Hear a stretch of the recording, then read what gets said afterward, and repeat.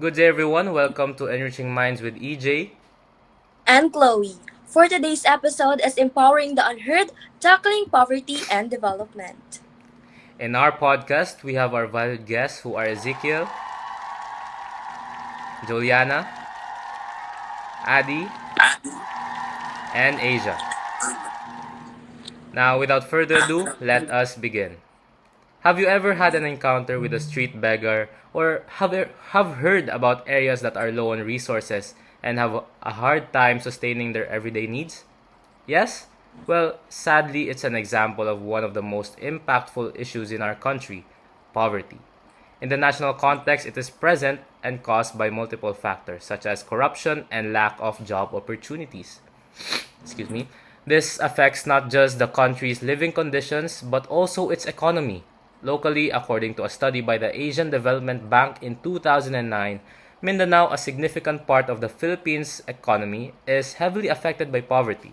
It has the highest number of low-income residencies among the three major islands, amounting to 8 million residencies. I have encountered street beggars and areas struggling with poverty, especially in Mindanao.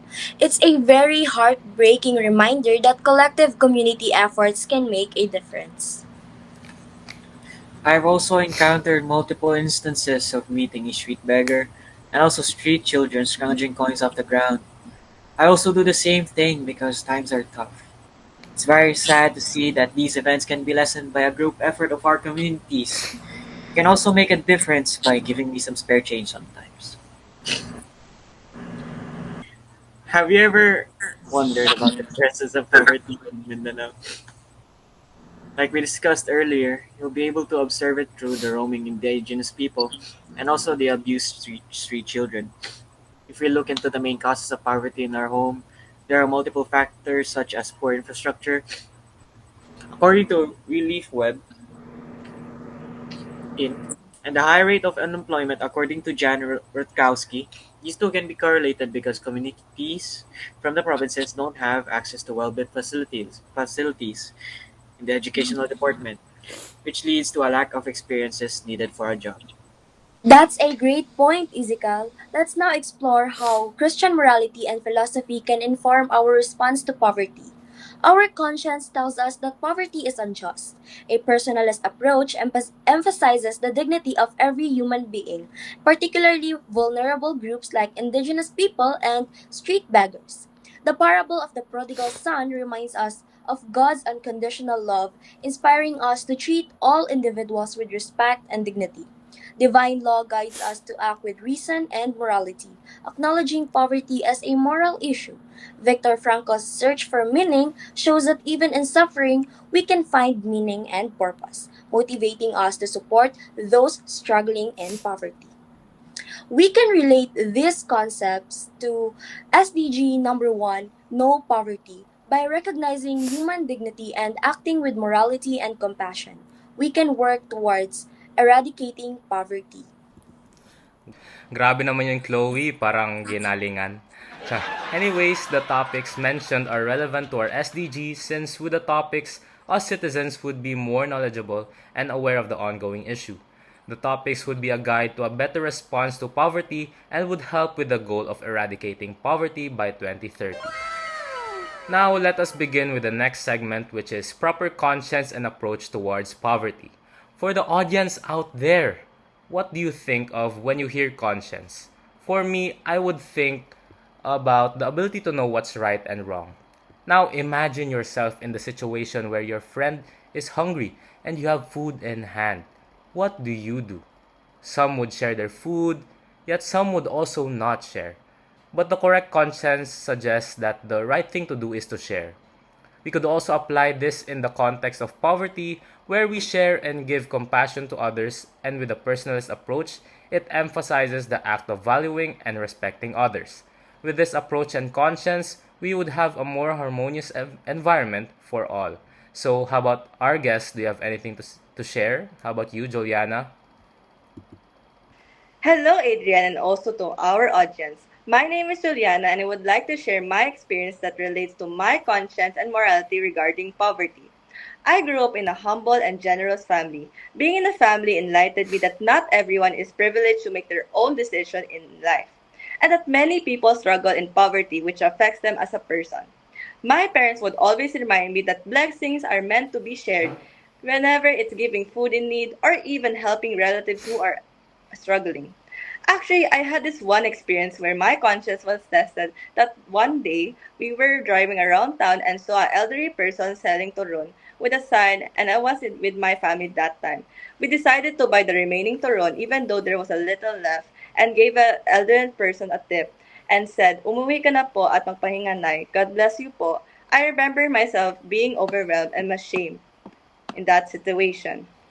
Because days ago, I experienced a similar thing when the kid asked for extra change, but I was very hesitant and questioned if I should help him or it was a trick. In the end, I didn't give any change to the kid. Going back to my experience with my family bought all the turon from the elderly person. I reflected on the difference between my actions and my family actions. When they helped the elderly person, they did it without hesitation, but when I experienced a similar situation with the kid, I was having second thoughts and kept on questioning it, which made me realize that our conscience and morality was constantly tested, not just because of big moments in everyday choices. Do we even help others when others are looking? Do we still choose kindness when no one is watching? Since that day, I become mindful that poverty is a huge problem that many people face and struggle with every day.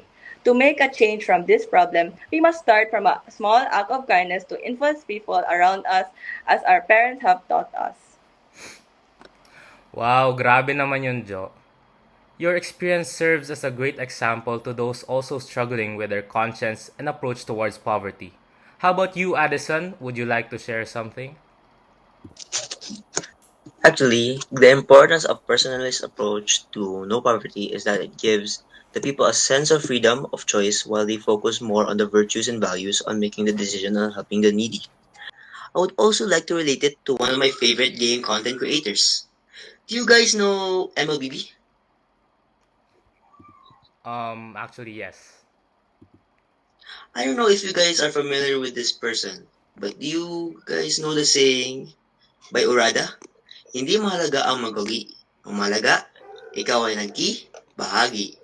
This saying could be somewhat mean to stick with their values and virtues and to help others other than yourself because Orada knows that this is right for him and we can see how Orada takes the personal approach of his not only in games but also in his life. Grabe naman kasi si Kuya Orada nakaka-gravity niya. Ginamit ko tuloy siya as example. Anyways, gravity correct conscience can also play a big role in fixing this SDG, since a correct conscience leads people to do the right things and helping the needy is the right thing, right? Correct. Conscience is also a gut feeling or sense that we already know deep deep inside is correct or wrong. Para lang spidey sense lang. Malaman mo na agad if tama ginagawa mo or hindi. But in all seriousness, both personalist approach and correct conscience, which also discussed by my fellow guest Juliana, plays big roles in making a solution on no poverty, both leading people to make the right decisions and the sense of freedom on what they want to help or not. And we could not have done anything without both of these lessons. Back to you, EJ. Thank you, Juliana and Addison. Your insights and view on the conscience and proper approach towards poverty would really help our audience in their daily lives. Baka nga rin they could also use their correct conscience to think about liking our video, right? Joke. Anyways, let us now move on to the next segment, God as the Father in the parable of the prodigal son, and our moral act to follow the divine law with also some of our other guests. The floor is yours, Chloe. Let us now reflect on the parable of prodigal son. God's unconditional love and acceptance inspires our response to poverty. As Christians, we are called to embody God's love and compassion. By following divine law, we are guided to act with morality and justice, recognizing the dignity of every human being, especially those struggling in poverty. Yes, indeed, Chloe. The parable of the prodigal son is such a classic, especially with its timeless moral. That parable actually is heavily based on the unconditional love of God towards his children. And I personally think that it's very beautiful that he will always welcome us back lovingly with his merciful grace. It's not something we should abuse, and it's not a reason for us to keep committing sins just because we know that God is willing to forgive us. Perhaps we could use our energy, our time, and our devotion towards spreading love and joy towards our fellow brothers and sisters, especially towards those that are affected by and live in poverty. It is what God would want us to do, to spread joy and affection towards the needy. Yes, I agree. We can also tolerate and relate the act of taking care of our brothers and sisters to the divine law, because God's law is heavily focused on caring for one's neighbor. One example is how in the book of John, chapter 13, verses 34 to 35, Jesus says, "A new command I will give you. Love one another as how I loved you." Oh, I wish she'd say the same thing to me. Uy, grabe ka naman, Ezekiel. You two really did a good job with explaining the topic. I also agree with both of you guys that caring for our fellow citizens is really a responsibility for each individual, especially in times of poverty. And to you, Ezekiel, let's just pray that she would also say I love you to you too. Anyways, it is time for our next and final segment, a man's search for meaning while in the hands of poverty. Adrian, back to you. Thank you, Chloe, for our segment, A Man's Search for Meaning While in the Hands of Poverty. Let us first give brief knowledge about the philosophy of Viktor Frankl. According to Viktor Frankl, suffering is essential and fundamental to human experience, in which through suffering, man would be able to survive, but only with the belief that he would survive. And through suffering, man could find meaning in life and could use that meaning as a boost to keep moving forward. To relate it to the issue of poverty, finding meaning in times of poverty is essential for us, especially to our poverty affected brothers and sisters, to keep striving forward even through rough circumstances. Now, enough with that, bago pa ako madala. Char. Now, let us now ask one of our guests. Asia, do you have any insights? Yes, Adrian. Actually, the German philosopher Viktor Frankl wrote the 1946 book Man's Search for Meaning, chronicling his experience as a prisoner in the Nazi concentration camps during World War II. He also describes a psychotherapeutic method which involved identifying a purpose to each person's life through one of three ways: the contemplation of tasks, caring for another person, and finding meaning by facing suffering with dignity.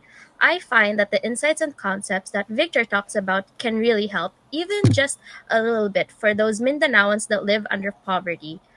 Frankel states that what we need is a fundamental change in our attitude towards life. Living in poverty comes with deep struggles and little to no help with their mental challenges. And being in the journey of finding meaning in our sufferings would enlighten their way of living. The moment that we open ourselves to new insights on our sufferings and demons, we will have the capability to face the burdens that might come our way, and we will overcome the issue of poverty. Indeed and agreed, Asia. Finding meaning in our sufferings is again essential in moving forward in life. Let us have the mindset that not all sufferings are meant for you to suffer, but there are also some sufferings which would test you and would mold you to your potential as a human being. But with all that, it is only possible if we choose to do so. Now, I think that ends our podcast. Let us now proceed to the summary. In the topic, Proper Conscience and Approach Towards Poverty, both Juliana and Addison have offered great insights and even their own experiences to further explain it. Both have highlighted the act of being a person that is focused on caring and respecting others using the personalist approach and correct conscience. In the topic, God as the Father in the parable of the prodigal son, and our moral act to follow the divine law. Chloe, Asia, and also Ezekiel have emphasized how unconditional the love of God is, and how we should also give that love to our fellow citizens, especially to our poverty affected brothers and sisters, as we, God's children, are expected to do so. Also, to recap our last segment, A Man's Search for Meaning While in the Hands of Poverty, Viktor Frankl's philosophy of man's search for meaning reminds us that sufferings can be a catalyst for finding meaning in life. Asia noted that this concept can be helpful to us, particularly in letting us accept our sufferings and use it as something to drive us forward despite poverty taking place. Now, I guess that's it. Thank you to our guests, Juliana, Addison, Asia, and Ezekiel, for sharing valuable insights and experiences and for showcasing your knowledge on the topics. It has been a pleasure being with you all. But before we end, let us have Ezekiel in concluding the podcast with a prayer. This has been a very insightful and educational discussion.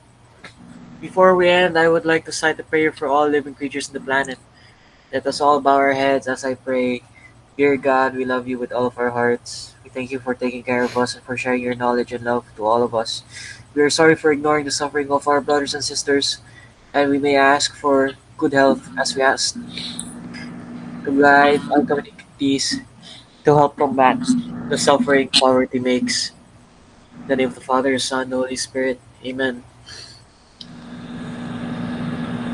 Now, that's all for Enriching Minds with EJ. And Chloe. See See you you in the in next the next episode. episode. Goodbye. Goodbye. Words can make a difference.